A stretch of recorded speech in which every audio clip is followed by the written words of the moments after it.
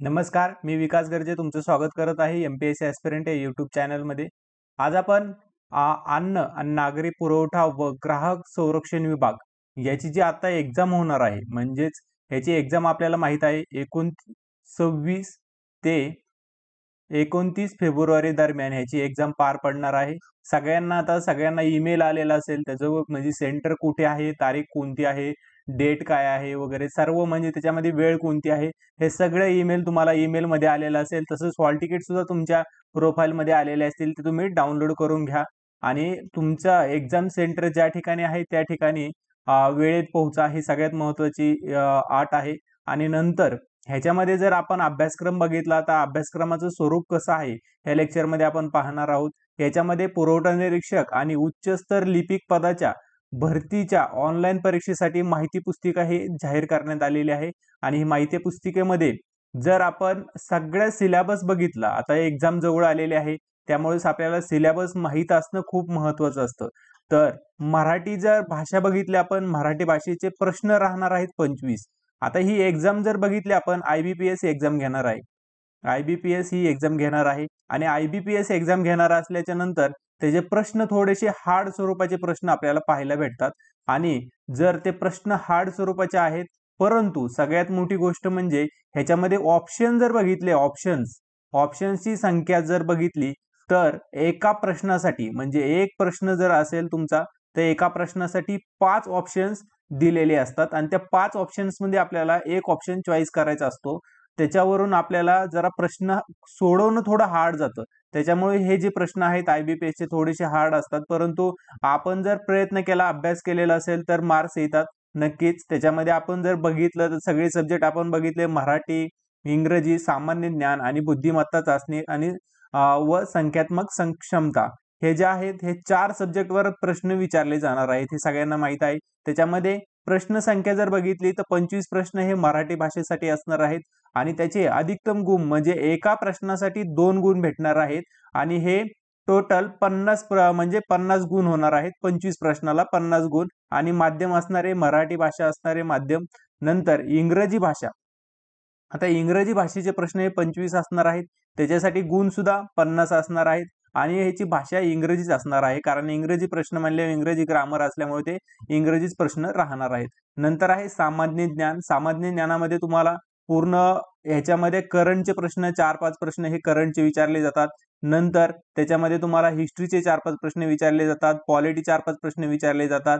नंतर त्याच्यामध्ये तुम्हाला इकॉनॉमिक 4-5 प्रश्न असतात. असे सगळ्या सब्जेक्टचे 1, 2, 3, 4 प्रश्न असणं फिक्स मध्ये असतात ह्याच्यामध्ये.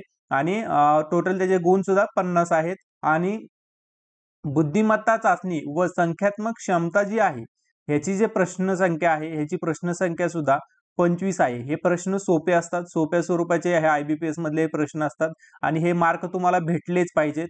नंतर हे मराठीचे मार्क्स तुम्हाला भेटले पाहिजेत. सामान्य ज्ञानमध्ये तुम्ही चांगल्या प्रकारे मार्क घ्या. इंग्रजीचे सुद्धा मार्क्स तुम्हाला भेटले पाहिजेत. ह्याचं जर मेरिट जर बघितलं तर मेरिट आतापर्यंत हे सगळ्यात हाय लागलेलं आहे. मेरिट टोटल 180 प्रश्नांपर्यंत म्हणजे मार्क्स पर्यंत मेरिट लागलेलं आहे, हे लक्षात ठेवा. त्याच्यामुळे कसे तुम्हाला मार्क्स भेटवता येतील एवढे त्याच्यासाठी प्रयत्न करा. आणि हे जे दोन आहेत, सामान्य ज्ञान आणि बुद्धिमत्ता चाचणी, ह्याच्यासाठी दोन्ही भाषा देण्यात आलेल्या आहेत. इंग्रजी आणि मराठी ह्या दोन्ही भाषा देण्यात आलेल्या आहेत. आणि पूर्ण 120 मिनिटे टाइम आहे. हे 100 प्रश्न आहेत. 100 प्रश्नासाठी आपल्याला 120 मिनिट 120 मिनिट टाइम आहे. 100 प्रश्नासाठी 120 मिनिट टाइम आहे, हे लक्षात ठेवा. आणि त्याच्यानुसार प्रश्नांचं जर प्रश्न सोडवताना आपल्याला काहींना पेपर हँडल होत नाही, त्याच्यासाठी जर सगळ्यात महत्त्वाचं असतं तुम्ही टाइम मॅनेजमेंट करा. मराठीसाठी समज 20 मिनिटं ठेवले, त्याच्यानंतर इंग्रजीसाठी तुम्ही 20 मिनिटं, असं तुम्ही एक टाइम मॅनेजमेंट करा. सामान्य ज्ञानासाठी 20 मिनिटं आणि राहिलेले 60 मिनिटं तुम्ही बुद्धिमत्ता व संख्यात्मक क्षमतासाठी देऊ शकता. म्हणजे तुम्हाला टाइम पुरू शकतो. अशा पद्धतीने करू शकता किंवा तुम्हाला जसं जमेल तशा पद्धतीने तुमचं टाइम टेबल करा.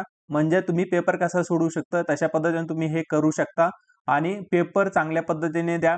आणि सगळ्यांना ऑल द बेस्ट. आणि 26 ते 29 तारखेपर्यंत पेपर होणार आहे. नंतर याच्यामध्ये 120 मिनिटाचा अवधी आहे. उमेदवारांनी परीक्षास्थानी अनुक्रमे 120 मिनिटे थांबावे. म्हणजे तुम्ही एक्झामची एंट्री घेतल्याच्या नंतर तुम्हाला 180 मिनिटापर्यंत थांबणं भाग असतं. कारण 180 म्हणजेच तुम्ही 2 तासाची एक्झाम आहे, परंतु 1 तास अगोदर एंट्री तुम्हाला दिलेली असते सगळीकडे. त्याच्यामुळे 180 मिनिटे इथे देण्यात आलेले आहेत. नंतर तुमचे प्रवेशपत्र गोळा करणे, सूचना देणे ह्या सगळ्या कालावधीसाठी 180 मिनिटं त्यांना लागतात. म्हणजेच 60 मिनिटं एक्स्ट्रा त्यांना लागतात. त्याच्यामध्ये कोणत्याही 120 मिनिटात कोणत्याही प्रश्नावलीमधील कोणतीही प्रश्न सोडवू शकतात. वस्तुनिष्ठ प्रश्नांना बहुपर्याय असतील. प्रश्नासाठीच्या 5 उत्तरांपैकी आता इथं आपण पाहितलं मगाशीच 5 उत्तर देण्यात आलेले आहेत. म्हणजे ऑप्शनची संख्या तिथं 5 असणार आहे आणि फक्त एकच अचूक उत्तर तुम्हाला त्याच्यामधलं असणार आहे आणि उमेदवारास अचूक उत्तराची निवड करायची आहे आणि उमेदवारास वाटत असलेल्या योग्य अचूक पर्यायावर माऊस क्लिक करावायचा आहे आणि उमेदवारांनी क्लिक केलेला पर्याय ठळकपणे दर्शविले जाईल व त्यास उमेदवाराचे त्या प्रश्नाचे उत्तर म्हणून समजले जाईल. कॉम्प्युटरवर प्रश्न दर्शवले जातील. उमेदवारांनी दर्शवलेल्या चुकीच्या उत्तरासाठी गुण वजा केले जाणार नाहीत. सगळ्यात महत्त्वाची गोष्ट, तुमचं जर उत्तर जर चुकलं तर उत्तर चुकल्याच्या नंतर तुम्हाला तिथं निगेटिव्ह मार्किंग नसणार आहे. त्यामुळे तुम्ही सगळे प्रश्न सोडवण्याचा प्रयत्न करा. कारण सगळे प्रश्न सोडवणं असल्या एक्झामला कंपल्सरी असतं. कारण तुम्ही याच्यात निगेटिव्ह नाही. त्याच्यामुळे 100 पैकी 100 अटेम्प्ट करा. ह्याच्यामध्ये अटेम्प्टची संख्या पूर्ण करा. पुढे 1-2 प्रश्न राहतील वगैरे असं काही विचार करू नका. तुमच्या अंदाजाने कोणतं तुम्हाला उत्तर देता येईल त्या प्रकारे तुम्ही उत्तर द्या आणि 100 पैकी 100 अटेम्प्ट करायला विसरू नका. आणि अंदाजाने कोणतेही उत्तर अंकित करू नये असा तुम्हाला सल्ला आहे. अंदाजाने कोणते उत्तर अंकित करू नये असा तुम्हाला सल्ला आहे. असं म्हटलं जरी असलं तरी त्यामध्ये निगेटिव्ह नसल्यामुळे तुम्ही शक्यतो हे करू शकता, अंदाजाने उत्तर सोडू शकता. कृपया नोंद घ्यावी की पुस्तकेत दिलेले प्रश्नाचे प्रकार हे केवळ उदाहरणादाखल आहेत आणि ह्याच्यामध्ये या प्रश्न आता आपण ही माहिती पुस्तिका दिलेली आहे. या काय माहिती पुस्तिकेमध्ये काही प्रश्न दिलेले आहेत. त्या प्रश्न सामान्य स्वरूपाचे प्रश्न आहेत, जे की आपल्या जर बघितलं TCS ची एक्झाम असते, नंतर IBPS ची इथून मागे जेवढे एक्झाम झाल्यात तशाच प्रकारचे हे प्रश्न आहेत. ह्याच्यामध्ये कसलाही बदल नाही. परंतु थोडे IBPS चे प्रश्न थोडे हार्ड असतात, TCS चे प्रश्न थोडे सोपे असतात. हे लक्षात ठेवा. आणि हे परीक्षेत तुम्हाला यापैकी काही व सर्व प्रकारचे अधिक काठिण्य पातळीचे प्रश्न आढळतील. शिवाय या ठिकाणी नमूद नसलेल्या इतर प्रकारांवरही प्रश्न आढळतील.